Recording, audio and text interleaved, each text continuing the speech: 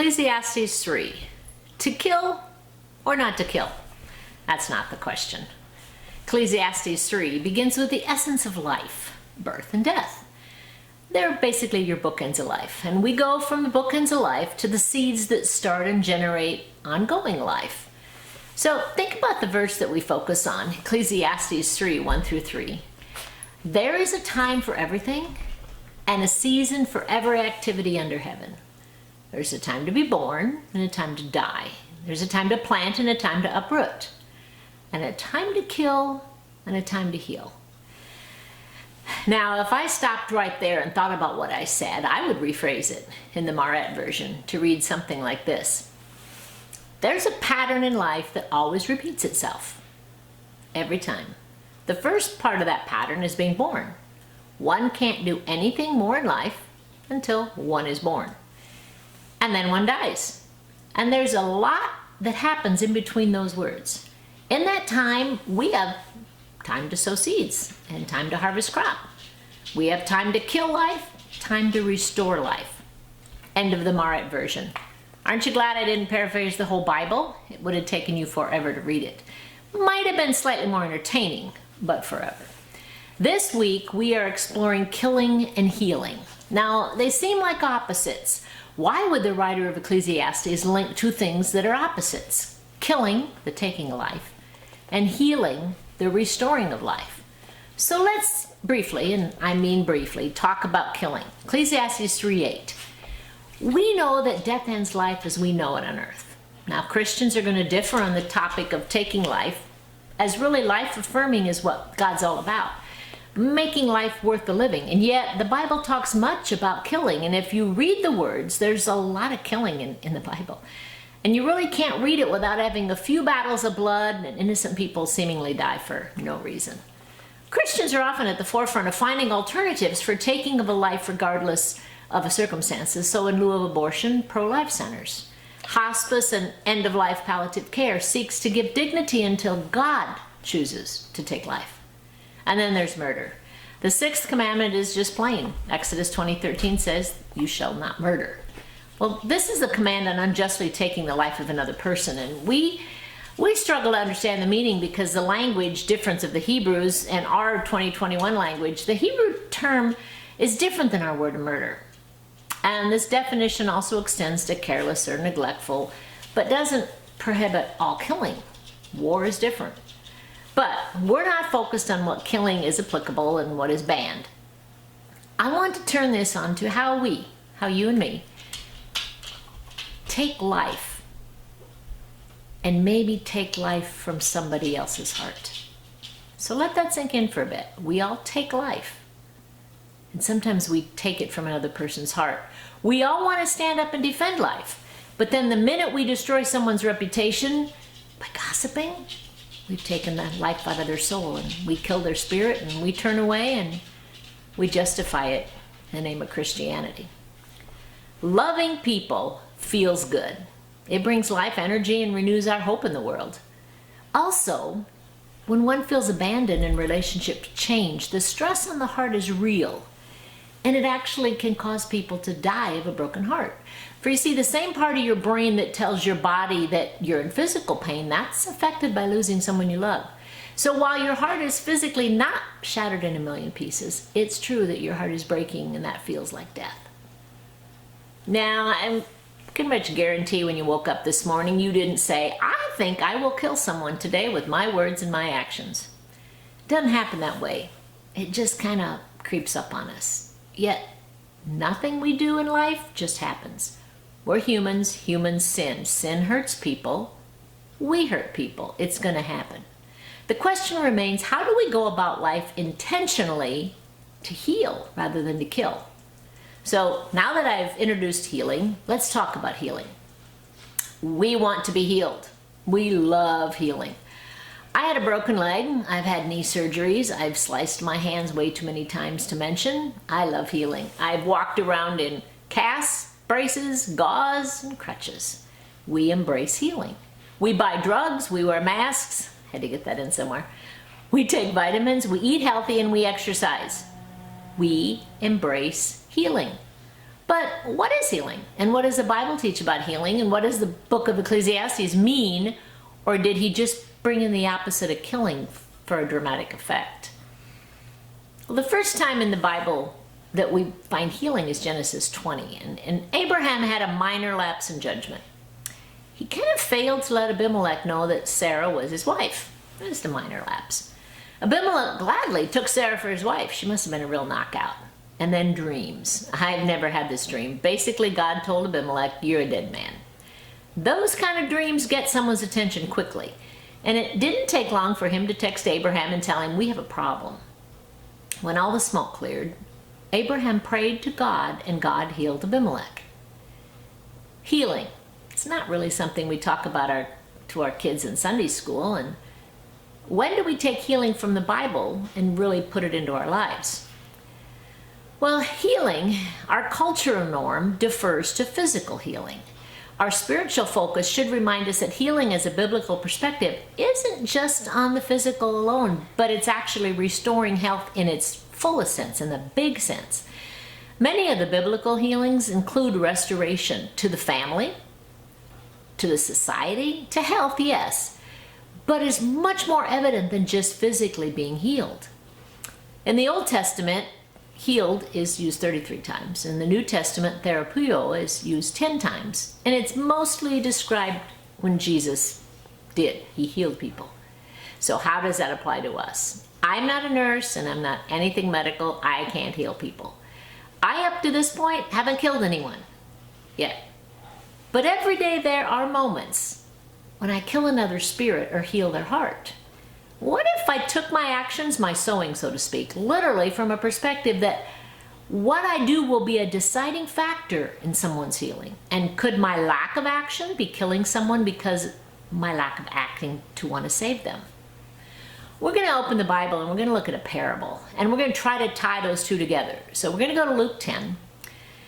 And there was an expert in the law that stood up to test Jesus. Teacher, he asked, what must I do to inherit eternal life? What is in the law? He replied, and how did you read it? He replied, love the Lord your God with all your heart, with all your soul, with all your strength, with all your mind, and love your neighbor as yourself. And Jesus says, you've answered correctly. Jesus replied, do this and you will live. But he wanted to justify himself. So he said to Jesus, who is my neighbor? We all do that, don't we? Just got to have one more question in there. In reply, Jesus said, a man was going down from Jerusalem to Jericho when he was attacked by robbers. They stripped him of his clothes, beat him, and went away, leaving him half dead. That would be the killing part. A priest happened to be going down the same road, and when he saw him, he passed by onto the other side. So too, a Levite, when he came to the place and saw him, passed by on the other side. But a Samaritan, as he traveled, came to where the man was, and when he saw him, he took pity on him. He went to him and bandaged his wounds and poured on oil and wine. Then he put the man on his own donkey, brought him to the inn, and took care of him. The next day he took out 2 denarii and gave them to the innkeeper. Look after him, he said, and when I return, I will reimburse you for any expense you may have. Which of these 3 do you think was a neighbor to the man who fell into the hand of the robbers? The expert in the law replied, the one who had mercy on him. Jesus told him, go and do likewise. Now, I'm really not sure the answer Jesus gave was the answer people wanted. And let's be honest. There's times in life when we just want to test Jesus too. When we want to ask questions for which we already have the answers for. So Jesus can pat us in the head and say, what a good girl you are. Well, Jesus answered his question with a question. I used to hate that when my parents did it. But Jesus asked, well, what is your reading of it? Or what do you get out of it? Or what do you understand? More often, we really want to know the answers. But when asked to explain the answer, now that's a whole different story. This man answers the question, but then seemingly tries to stump Jesus by asking who his neighbor is. Jesus, in typical Jesus fashion, goes into the story of the Samaritan.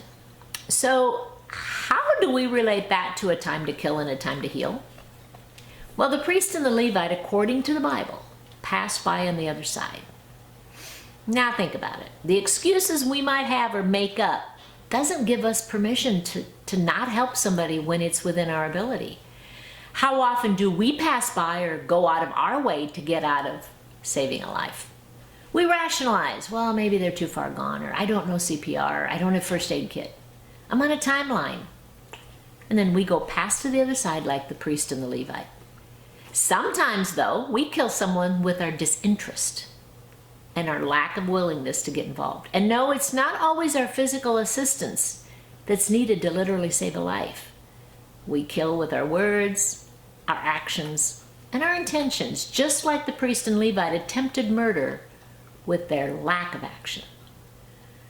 Now, if there's a time to kill and a time to heal, there is most certainly a time to not kill. Most of our commentaries are going to focus on the differences between killing, murder, war, and the accidental taking a life. But most of us say it doesn't come upon our radar to do any of those. We do, however, pass by those who need saving. Life-giving encouragement, they need a glimpse of hope, and they need some fresh air. So a time to kill, a time to step in and save a life, and a time for healing. Healing, that's what the Good Samaritan did. Let's look at those action words, the verbs in the story that have to do with healing. He took pity on him. He went to him, bandaged his wounds, pouring on oil and wine, put the man on his own donkey, brought him to the inn, took care of him, took out money, gave the money, and then promised to reimburse him for any extra expenses. That to me is the definition of compassion. Acting with what you have and using that to do something that you can do at the time. Healing can only begin with someone having compassion. And most of the accounts of Jesus healing in the New Testament begin with, Jesus had compassion. So there's a time to heal. Look around you. There's a time to kill. Look around you. Be a part of the right thing at the right time. Notice who's around you. Are you passing by to the other side? Look in the ditches. Is someone lying there that needs your attention? It might be God is waiting for you to be a part of the healing in someone's life. Perhaps to help them avoid dying and willing to help bring their healing. There is a time for everything and a season for every activity under heaven. A time to be born and a time to die. A time to plant and a time to uproot. A time to kill and a time to heal. Be the Samaritan to someone in your life. Look to see if someone's dying because of the hurts of another person. Slow down enough in life to glance at the ditches. Decide which side of the road is important. The side that takes you toward others or the side that moves away. But most of all, be willing to live a life of compassion.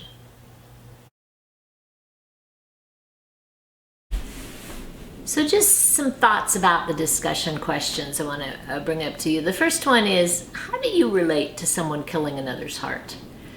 Not simply how do I relate when I watch it, but how do I relate when it happens? How do I relate when I do it? You see it in people's eyes when you look at them and you just watch a part of them just dying. How do we relate to that? Does it take us back to when someone hurt our heart?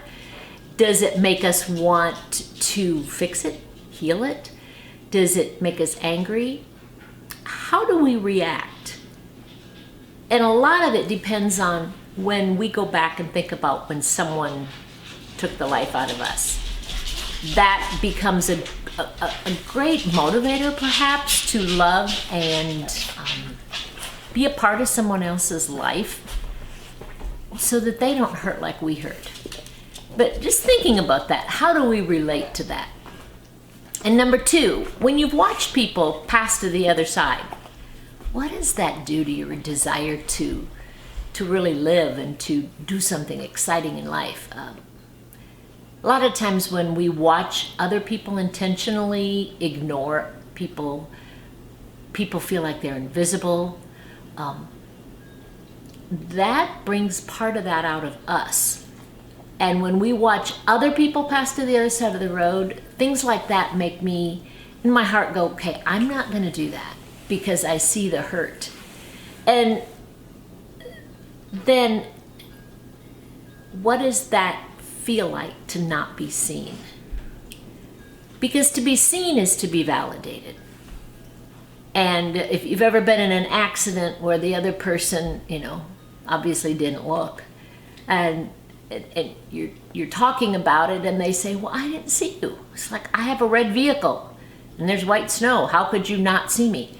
Well, people don't see because they're not looking. So how does that relate to not being seen in our culture?